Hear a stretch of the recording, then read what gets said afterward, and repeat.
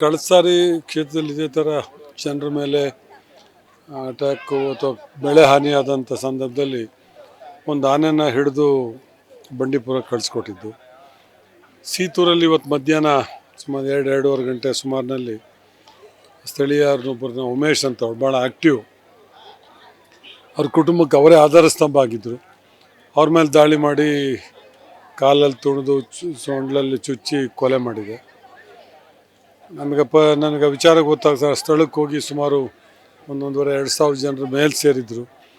ಜನರು ಭಾರಿ ಆಕ್ರೋಶವಾಗಿದ್ದರು. ಅರಣ್ಯ ಇಲಾಖೆ ಅಧಿಕಾರಿಗಳ ಮೇಲೆ, ಸರ್ಕಾರದ ಮೇಲೆ ಅವ್ರನ್ನೆಲ್ಲ ಮನವೊಲಿಸಿ ಸಮಾಧಾನ ಹೇಳಿ ಆನೆ ಮುಂದಿನ ದಿನಗಳಲ್ಲಿ ಹಿಡಿಯುವಂಥದಕ್ಕೆ ಕಾರ್ಯಕ್ರಮ ರೂಪಿಸೋದು, ಜೊತೆಗೆ ಪರಿಹಾರವಾಗಿ ಸರ್ಕಾರದಿಂದ 15 ಲಕ್ಷ ರೂಪಾಯಿ ಮತ್ತು ನಾನು ವೈಯಕ್ತಿಕವಾಗಿ 1 ಲಕ್ಷ ರೂಪಾಯಿ ಮತ್ತು ಅರಣ್ಯ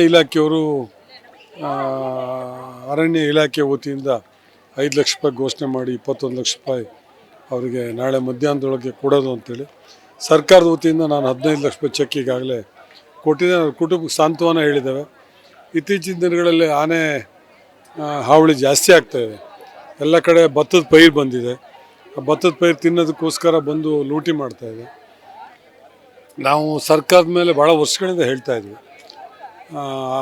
EPT ಹೊಡಿಬೇಕು. ಅದ್ರ ಜೊತೆಗೆ EPT ಒಂದು ಸಾಲದು, ಅದನ್ನು ಮುಚ್ಚಿ ದಾಟಿ ಬರ್ತವೆ. ಅಂಥ ಸಂದರ್ಭದಲ್ಲಿ ಅದಕ್ಕೆ ರೈಲ್ವೆ ಬ್ಯಾರಿಕೇಡ್ ಹಾಕಬೇಕು ಅನ್ನುವ ಒತ್ತಡ ಭಾಳ ದಿನಗಳಿಂದ ಇದೆ. ಅದನ್ನು ಶಾಶ್ವತವಾಗಿ ನಿರ್ಮಾಣ ಮಾಡಿದರೆ ಒಂದಷ್ಟು ಹತೋಟಿಗೆ ತರ್ಬೋದು. ಇತ್ತೀಚಿನ ದಿನಗಳ ಆನೆಗಳ ಸಂಖ್ಯೆನೂ ಜಾಸ್ತಿ ಆಗ್ತಾಯಿದೆ. ನಾವು ಆನೆಗಳನ್ನು ಮುಂಚೆ ಈ ಉತ್ಸವಗಳಿಗೆ ಬಳಸ್ತಾಯಿದ್ದು, ಮರಗಳನ್ನು ದೂಕೋದಕ್ಕೆ, ಇತರ ಚಟುವಟಿಕೆಗೆ ಬಳಸ್ತಾಯಿದ್ದು. ಅದು ಕೂಡ ಅರಣ್ಯ ಇಲಾಖೆ ಕಾನೂನು ರೂಪಿಸಿ ಅದನ್ನು ಯಾವುದನ್ನು ಮೆರವಣಿಗೆ ಇನ್ನಿತರ ಚಟುವಟಿಕೆಗೆ ಬಳಸಬಾರ್ದು ಅನ್ನೋ ಒಂದು ಸೂಚನೆ ಮೇರೆಗೆ ಅದು ಕೂಡ ಕಡಿತ ಆಗಿರೋದ್ರಿಂದ ಆನೆಗಳ ಸಂಖ್ಯೆ ಹೆಚ್ಚಾಗ್ತಾಯಿದೆ. ಕಾಡಿನಲ್ಲಿ ಟೀಕ್ ಪ್ಲಾಂಟೇಷನ್ನು, ಅಕೇಶಿಯಾ ಅದನ್ನು ಹೆಚ್ಚು ಮಾಡಿದ್ರಿಂದ ಅಲ್ಲಿಗೆ ಬೇಕಾದಂಥ ಬಿದಿರು, ಅದಕ್ಕೆ ಬೇಕಾದಂಥ ಹಣ್ಣುಗಳು ಬೇರೆ ಬೇರೆ ಯಾವುದು ಸಿಗ್ತಾ ಇಲ್ಲ.